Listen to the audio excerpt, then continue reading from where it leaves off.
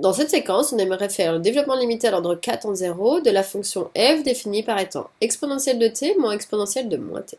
Faites une pause sur la vidéo, essayez de chercher tout seul et venez voir si vous avez juste.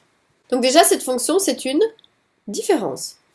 Donc on avait vu dans une séquence avant, au niveau de la somme des développements limités, que nous allons faire le développement limité à l'ordre 4 en 0 de exponentielle de t, et nous allons faire le développement limité à l'ordre 4 en 0 de exponentielle de moins t. Et ensuite, on ajoutera les parties régulières. Mais ici, il y a un petit problème. On connaît exponentielle de t, mais je ne connais pas le développement d'exponentielle de moins t. Mais ça ressemble. Ici, c'est la composition. Donc on va aller chercher le développement limité de exponentielle de t.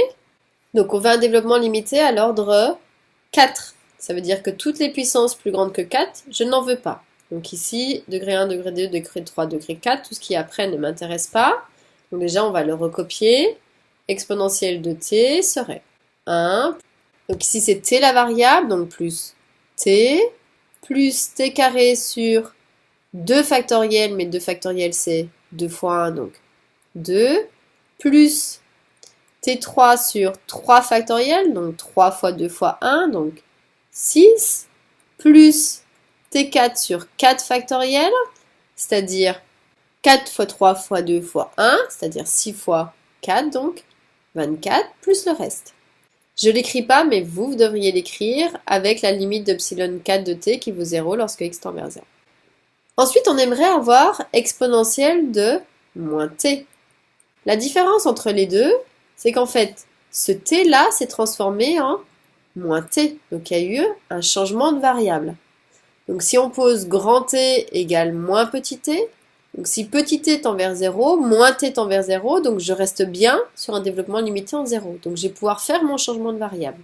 Égal, ça veut dire que dans mon premier développement limité, ou dans celui du dessous, ça n'importe aucune importance, tous les t vont être transformés en moins t.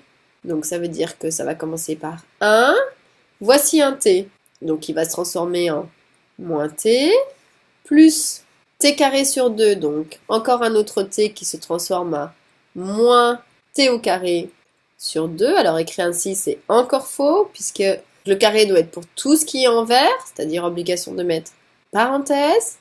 Ensuite, plus, donc sur ce principe en faisant attention, parenthèse, moins t le tout au cube sur 6, et ensuite plus moins t le tout à la puissance 4 sur 24, plus un autre reste. Je ne sais pas comment il s'appelle, mais c'est pas grave, je vais l'appeler epsilon 5. On va simplifier, ça va faire 1 moins t, donc moins t le tout au carré, ça fait encore plus t carré sur 2.